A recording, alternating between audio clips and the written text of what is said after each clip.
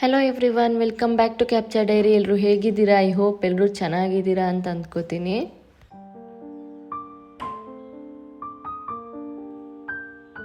Usual ಆಗಿ ಮಕ್ಕಳು ಸ್ಕೂಲ್ಗೆ ಹೋದ ನಂತರನೇ ನನಗೆ ಒಂದು ಸ್ವಲ್ಪ ಟೈಮ್ ಸಿಗೋದು. ಅಲ್ಲಿ ತನಕ ಅವ್ರದ್ದೇ ಬ್ರೇಕ್ಫಾಸ್ಟು ದೆನ್ ಬಾಕ್ಸು ಇದೇ ರೆಡಿ ಮಾಡೋದಾಗುತ್ತೆ.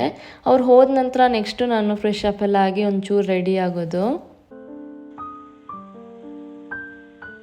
ನನ್ನ ಸ್ಕಿನ್ ಬಂದು ಎಕ್ಸ್ಟ್ರೀಮ್ ಡ್ರೈ ಸ್ಕಿನ್ನು, ಸೊ ಹಾಗಾಗಿ ಮಾಯ್ಶ್ಚರೈಸರ್ ಹಾಕಲೇಬೇಕು, ಇಲ್ಲಾಂದರೆ ಕಂಪ್ಲೀಟಾಗಿ ವೈಟ್ ಮಾರ್ಕ್ಸ್ ಆ ಥರ ಬಂದುಬಿಡುತ್ತೆ. ಸೊ ನನಗೆ ಯಾವತ್ತೂ ಮಾಯ್ಶ್ಚರೈಸರ್ ಇರಲೇಬೇಕು, ಆ್ಯಂಡ್ ಅದು ಒಂದೊಳ್ಳೆ ಮಾಯ್ಶ್ಚರೈಸರ್ ಕೂಡ ಆಗಿರಬೇಕು, ಇಲ್ಲಾಂದರೆ ಕಂಪ್ಲೀಟಾಗಿ ಸ್ಕಿನ್ ಹಾಳಾಗೋಗ್ಬಿಡುತ್ತೆ. ಆ್ಯಂಡ್ ಹೇರ್ಗೆಲ್ಲ ನಾನು ಜಾಸ್ತಿಯಾಗಿ ಏನು ಅಪ್ಲೈ ಮಾಡೋದಕ್ಕೆ ಹೋಗೋದಿಲ್ಲ, ಜಸ್ಟ್ ಹೇರ್ ಆಯಿಲು, ಅದು ನನಗೆ ಅಮ್ಮ ಪ್ರಿಪೇರ್ ಮಾಡಿಬಿಟ್ಟು ಊರಿಂದ ಕೊಟ್ಟು ಕಳಿಸ್ತಾರೆ. ಇವತ್ತೇನೆಂದರೆ ನನಗೆ ಕಂಪ್ಲೀಟಾಗಿ ಮನೇನ ಡೀಪ್ ಕ್ಲೀನ್ ಮಾಡಬೇಕು ಅಂತ ಅಂದ್ಕೊಂಡಿದ್ದೆ. ಸೊ ಹಾಗಾಗಿ ಫಸ್ಟ್ ರೆಡಿಯಾಗಿ ಸ್ಟಾರ್ಟ್ ಮಾಡಿರೋದೇ ಕರ್ಟೈನ್ಗಳನ್ನ ತೆಗೆದು ವಾಶ್ಗೆ ಹಾಕೋದು.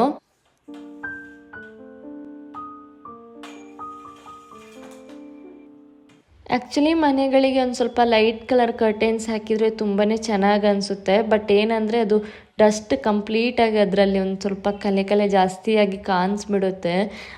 ಡಾರ್ಕ್ ಕಲರ್ಸಲ್ಲಿ ಕೂಡ ಡಸ್ಟ್ ಕೂರುವಂಥದ್ದು ಕೂರುತ್ತೆ, ಬಟ್ ಅದಷ್ಟು ಈಸಿಯಾಗಿ ಗೊತ್ತಾಗಲ್ಲ. ಬಟ್ ಈ ಥರ ಲೈಟ್ ಕರ್ಟೈನ್ಸ್ಗಳನ್ನ ಹಾಕಿದರೆ ಬೇಗ ಗೊತ್ತಾಗುತ್ತೆ. ನಾನು ಕೆಲವೊಂದು ರೂಮ್ಗಳಲ್ಲಿ ಮಾತ್ರ ಡಾರ್ಕ್ ಕರ್ಟೈನ್ಸ್ಗಳನ್ನ ಹಾಕಿದ್ದೀನಿ, ಆ್ಯಂಡ್ ಹಾಲಿಗೆಲ್ಲ ಬಂದು ಲೈಟ್ ಕರ್ಟೈನ್ ವೈಟ್ ಒಂದು ಸ್ವಲ್ಪ ಆ ಥರ ಕಲರಲ್ಲಿ ಹಾಕ್ಕೊಂಡಿದ್ದೀನಿ.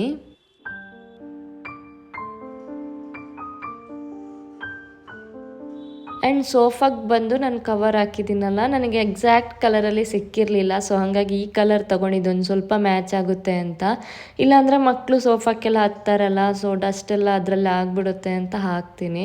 ಸೊ ಅದನ್ನು ಹಾಗೇ, ಅದು 2 ಪೇರ್ಸ್ ಇದೆ, ಸೊ ಆಲ್ಟರ್ನೇಟಲ್ಲಿ ವಾಶ್ ಮಾಡ್ಕೊಳ್ಳೋದಕ್ಕೆ ಈಸಿ ಆಗುತ್ತೆ.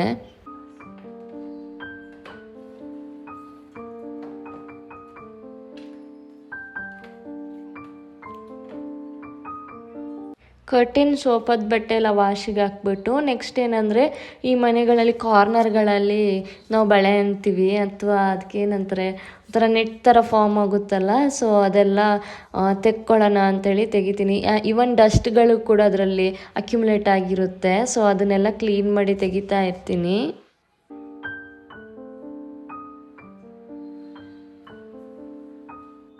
ನಮ್ಮ ಮನೇಲಿ ಆ್ಯಕ್ಚುಲಿ ಹಾಲ್ ಬಂದು ಒಂದು ಸ್ವಲ್ಪ ದೊಡ್ಡದಿದೆ, ಸೊ ಹಾಗಾಗಿ ಕ್ಲೀನ್ ಮಾಡೋದಕ್ಕೆ ಒಂದು ಸ್ವಲ್ಪ ಕಷ್ಟ, ಬಟ್ ಮಕ್ಕಳಿಗೆ ಆಟ ಆಡೋದಕ್ಕೆಲ್ಲ ಇದೊಂದು ಸ್ವಲ್ಪ ಚೆನ್ನಾಗಿರುತ್ತೆ.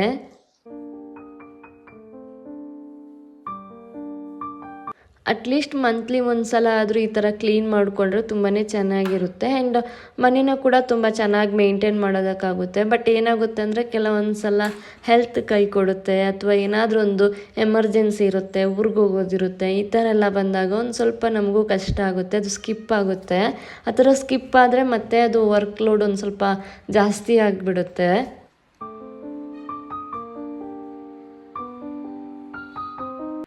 ಆ್ಯಂಡ್ ಕೆಲವೊಂದು ಸಲ ಹೆಂಗಂದರೆ ವರ್ಕ್ ಸ್ಟಾರ್ಟ್ ಮಾಡೋದಕ್ಕೆ ಬೇಜಾರಾಗೋದು, ಬಟ್ ಸ್ಟಾರ್ಟ್ ಮಾಡಿದ ನಂತರ ಅದಾಗೆ ಈಸಿಯಾಗಿ ಕ್ಲೀನ್ ಆಗಿಬಿಡುತ್ತೆ. ದೆನ್ ಆ ಥರ ಡಸ್ಟ್ ಎಲ್ಲ ಮಾಡಿದ ನಂತರ ಕೆಳಗಡೆ ಫ್ಲೋರೆಲ್ಲ ಕ್ಲೀನ್ ಮಾಡ್ಕೋತಾ ಇದ್ದೀನಿ.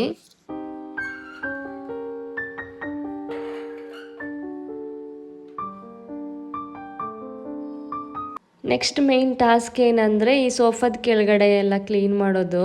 ಅದು ಬಂದು ಏನಾಗುತ್ತೆ ಅಂದರೆ ಒಂದು ಸ್ವಲ್ಪ ಒಂದು 2 ವೀಕ್ಸ್ ಆದಂಗೆ ಮಕ್ಳು ಏನೆಲ್ಲ ಟಾಯ್ಸ್ ತೊಗೊಬಂದು ಹಾಕೋದು, ಈ ಥರ ಎಲ್ಲ ಮಾಡ್ತಾರೆ. ನಮ್ಮ ಮನೇಲಿ ಆ್ಯಕ್ಚುಲಿ ಟಾಯ್ಸ್ಗಿಂತ ಜಾಸ್ತಿ ಕಲರ್ಸೇ ಇರೋದು. ಇವರು ಕಲರ್ ಮತ್ತು ಬುಕ್ಸು ಜಾಸ್ತಿ ಇಷ್ಟಪಡೋದ್ರಿಂದ ಎಲ್ಲ ಕ್ರೇನ್ಸನ್ನು ಎಲ್ಲಿ ಬೇಕೋ ಅಲ್ಲಿ ಹಾಕಿರ್ತಾರೆ. ಅದು ಕೊನೆಗೆ ಹೋಗ್ಬಿಟ್ಟು ಸೋಫಾದ ಕೆಳಗಡೆ ಒಂದ್ಬಿಡುತ್ತೆ.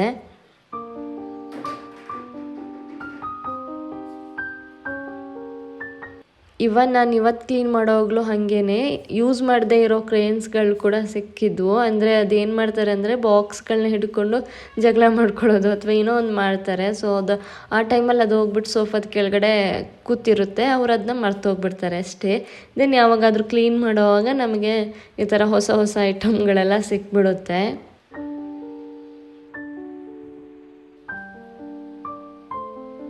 ಇನ್ನೊಂದೇನೆಂದರೆ ನಾನು ಅಬ್ಸರ್ವ್ ಮಾಡಿದ್ದೀನಿ, ಕಿಚನ್ ಹತ್ರನೇ ಹಾಲ್ ಇದ್ದರೆ ಸೋಫಾದ ಕೆಳಗಡೆ ಇವನ್ ಕಾಕ್ರೋಚ್ಗಳು ಕೂಡ ಹೋಗ್ಬಿಟ್ಟು ಕೂರ್ತವೆ. ಬಟ್ ಟಚ್ ವುಡ್ ಇಲ್ಲಿ ಒಂದು ಸ್ವಲ್ಪ ಹಾಲ್ ಡಿಸ್ಟೆನ್ಸ್ ಇರೋದ್ರಿಂದ, ಅಂದರೆ ಒಂದು ಸ್ವಲ್ಪ ಉದ್ದ ಇದೆ ಹಾಲ್, ಹಾಗಾಗಿ ಯಾವುದೇ ಕಾಕ್ರೋಚ್ಗಳು ಇಲ್ಲಿ ತನಕ ನಮಗೆ ಸೋಫಾದ ಕೆಳಗಡೆ ಎಲ್ಲ ಸಿಕ್ಕಿಲ್ಲ. ಸೊ ಇವಾಗ ಆಲ್ಮೋಸ್ಟ್ ಎಲ್ಲ ಕ್ಲೀನಿಂಗ್ ಆಯಿತು. ಇನ್ನು ಕೊನೆಯದಾಗಿ ಮಾಪ್ ಮಾಡಿಕೊಂಡ್ರೆ ಮನೆ ಆಲ್ಮೋಸ್ಟ್ ಕ್ಲೀನ್ ಆದಂಗೆ.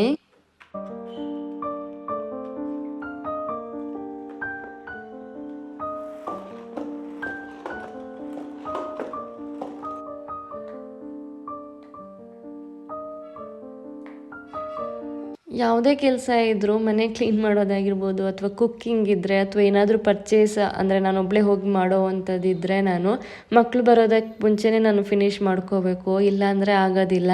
ಇವನ್ ಮಾಪಿಂಗ್ ಕೂಡ ಅವ್ರು ಏನು ಮಾಡ್ತಾರೆ ಅಂದರೆ, ನಾನು ಮಾಪ್ ಮಾಡ್ದಂಗೆ ಅವ್ರು ಅದ್ರಲ್ಲಿ ಓಡ್ತಾರೆ. ಸೊ ಹಂಗೆ ಓಡಿದಾಗ ಅವರು ಬಿದ್ದಿದ್ದೂ ಇದೆ. ಸೊ ಹಾಗಾಗಿ ಆದಷ್ಟು ಕೇರ್ಫುಲ್ಲಾಗಿ ಮಾಡ್ಕೋಬೇಕು. ಆ್ಯಂಡ್ ಅವ್ರು ಸ್ಕೂಲ್ಗೆ ಹೋದರೆ ಅವ್ರು ಬರೋದಕ್ಕೆ ಮುಂಚೆನೇ ನಾನು ಫಿನಿಷ್ ಮಾಡ್ಕೋತೀನಿ.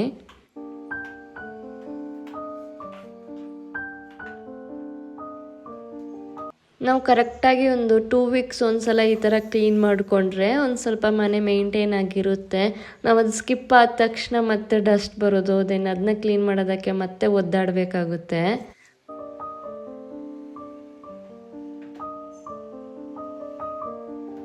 ನಾನು ಯೂಶ್ವಲಾಗಿ 2 ಡೇಸ್ ಇಟ್ಕೋತೀನಿ. ಅಂದರೆ ಒಂದಿನ ಬಂದು ಫ್ಲೋರು, ದೆನ್ ಈ ಸೋಫಾದ ಕೆಳಗಡೆ ಆ ಥರ ಕ್ಲೀನ್ ಮಾಡೋದಕ್ಕಿಟ್ರೆ, ಇನ್ನೊಂದು ದಿನ ಬಂದುಬಿಟ್ಟು ವಿಂಡೋಸ್ ಕ್ಲೀನ್ ಮಾಡೋದಕ್ಕಿಡ್ತೀನಿ. ಬಿಕಾಸ್ ಇಲ್ಲಿ ಒಂದು ಸ್ವಲ್ಪ ಮೇನ್ ರೋಡ್ ಸೈಡಲ್ಲೇ ಇರೋದ್ರಿಂದ ಮನೆ ಡಸ್ಟ್ ತುಂಬ ಬರುತ್ತೆ. ಆ್ಯಂಡ್ ಅದು ವಿಂಡೋದಲ್ಲಿ ಎಲ್ಲ ಬಂದು ಅಕ್ಯುಮುಲೇಟ್ ಆಗಿರುತ್ತೆ. ಸೊ ಅದು ಕ್ಲೀನ್ ಮಾಡೋದಕ್ಕೂ ಒಂದು ಸ್ವಲ್ಪ ಕಷ್ಟ ಇರುತ್ತೆ. ಇದಾದರೂ ಹಾಗೆ ಗುಡಿಸ್ಬಿಟ್ಟು ಮಾಪ್ ಮಾಡ್ಕೊಂಡು ಹೋಗೋದಕ್ಕಾಗುತ್ತೆ. ಬಟ್ ವಿಂಡೋಸ್ ಏನಾಗಂದರೆ ಪ್ರತಿಯೊಂದು ಕಡೆಯೂ ನಾವು ಒಂದು ಚೆನ್ನಾಗಿ, ಅಂದರೆ ವೆಟ್ ಕ್ಲೋತಲ್ಲಿ ಅಥವಾ ವೆಟ್ ಟಿಶ್ಯೂ ಉಜ್ಜಬೇಕಾಗುತ್ತೆ. ಅದೇ ಒಂದು ಸ್ವಲ್ಪ ಕಷ್ಟ ಆಗೋದು.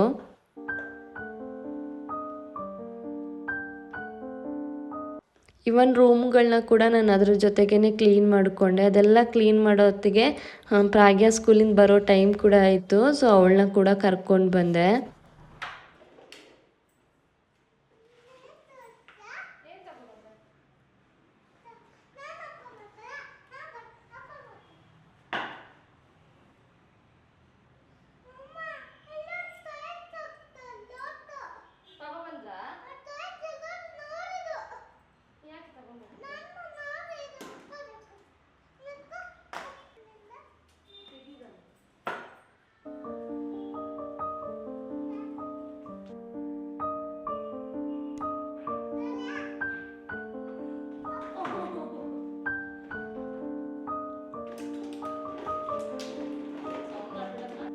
ನೆಕ್ಸ್ಟ್ ಏನೇ ವರ್ಕ್ ಇದ್ದರೆ ಅದು ಅವ್ರು ನಿದ್ದೆ ಮಾಡಿದ ನಂತರನೇ ಮಾಡೋದಕ್ಕಾಗೋದು. ಇವನ್ ಬಟ್ಟೆ ಕೂಡ ಮೇಲೆ ಇತ್ತು. ಸೊ ಅದನ್ನು ಕೂಡ ತೊಗೊಂಡು ಬಂದು, ಅದು ತೊಗೊಬಂದಾದ ನಂತರ ನೆಕ್ಸ್ಟು ಆವಾಗಲೇ ವಾಶಿಗೆ ಹಾಕಿರೋ ಬಟ್ಟೆ ಇತ್ತಲ್ಲ, ಸೊ ಅದನ್ನ ಕೂಡ ಮೇಲೆ ಹಾಕೋದಿತ್ತು. ಸೊ ಅದನ್ನು ಹಾಕಿ ಬಂದೆ. ಇವನ್ ನನ್ನೆಲ್ಲ ಲಾಗ್ಸಲ್ಲಿ ಏನಾದರೂ ಒಂದು ರೆಸಿಪೀಸ್ ಇರುತ್ತೆ. ಸೊ ಇವತ್ತು ಹಾಗೇ ಮಾವಿನಕಾಯಿದು ಉಪ್ಪಿನಕಾಯಿ ಮಾಡ್ತಾಯಿದ್ದೀನಿ. ಇದು ಬಂದು ಅಮ್ಮ ಊರಿಂದ ಬರಬೇಕಾದ್ರೆ ಮಾವಿನಕಾಯಿ ಮಿಡಿ ಉಪ್ಪಲ್ಲಿ ಹಾಕಿರೋದನ್ನ ತಂದಿದ್ರು. ಸೊ ಅದಕ್ಕೆ ಇವಾಗ ನಾನು ಉಪ್ಪಿನಕಾಯಿ ಮಾಡ್ತಾಯಿದ್ದೀನಿ. ಸ್ಟಾರ್ಟಿಂಗ್ ಅಂದರೆ ನೀರನ್ನ ಬಿಸಿ ಆಗೋದಕ್ಕಿಟ್ಟು ಅದರಲ್ಲಿ ಉಪ್ಪು ಹಾಕಿಬಿಟ್ಟು ಬಾಯ್ಲ್ ಹಾಕೋದಕ್ಕಿಟ್ಟಿದ್ದೀನಿ. ನೆಕ್ಸ್ಟ್ ಅದಕ್ಕೆ ಬೇಕಾಗಿರೋ ಬೆಳ್ಳುಳ್ಳಿನ ನಾನು ಈ ಥರ ಸಿಪ್ಪೆಲ್ಲ ತೆಗೆದೆತ್ತಿಟ್ಕೊತಾ ಇದ್ದೀನಿ.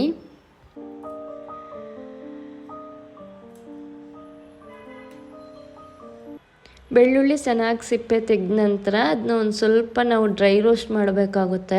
ಅಂದರೆ ಇದಕ್ಕೆ ನಾನು ಯಾವುದೇ ಆಯಿಲ್ ಯೂಸ್ ಮಾಡ್ತಾ ಇಲ್ಲ. ಆಯಿಲ್ ಯೂಸ್ ಮಾಡಿದರೆ ಏನಾಗುತ್ತೆ ಅಂದರೆ ಮಾವಿನಕಾಯಿ, ಉಪ್ಪಿನಕಾಯಿ ಅಥವಾ ಯಾವುದೇ ಉಪ್ಪಿನಕಾಯಿ ಬೇಗ ಹಾಳಾಗೋ ಚಾನ್ಸಸ್ ಇರುತ್ತೆ. ಸೊ ಹಾಗಾಗಿ ನಾನಿಲ್ಲಿ ಒಂದು ಸ್ವಲ್ಪನೂ ಆಯಿಲ್ ಹಾಕಿಲ್ಲ, ಹಾಗೇ ಡ್ರೈ ರೋಸ್ಟ್ ಮಾಡ್ಕೋತಾ ಇದ್ದೀನಿ.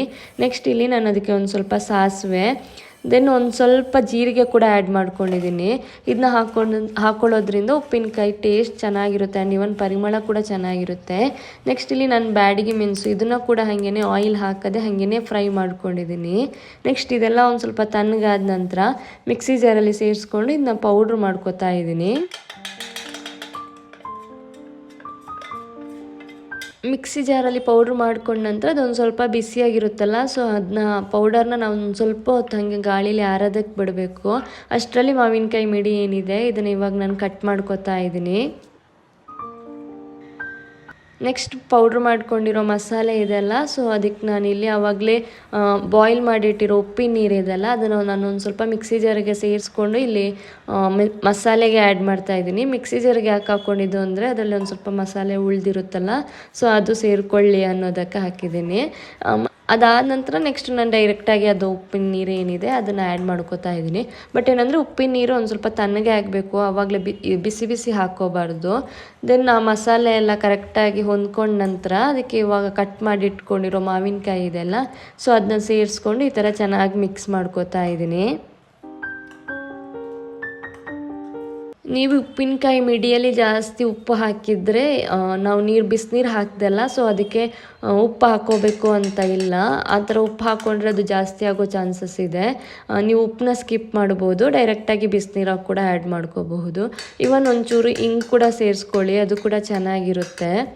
ದೆನ್ ಇದನ್ನೆಲ್ಲ ಚೆನ್ನಾಗಿ ಮಿಕ್ಸ್ ಮಾಡಿಬಿಟ್ಟು ನಾನು ಓವರ್ನೈಟ್ ಹಾಗೆ ಇಟ್ಟಿದ್ದೀನಿ. ಓವರ್ನೈಟ್ ಹಾಗೆ ಪಾತ್ರೆಯಲ್ಲಿ ಇಡೋ ಬದಲು ಇವನ್ ನೀವು ಡೈರೆಕ್ಟಾಗಿ ಕಂಟೈನರ್ಗೆ ಕೂಡ ಹಾಕಿಡಬಹುದು, ತೊಂದರೆ ಇಲ್ಲ.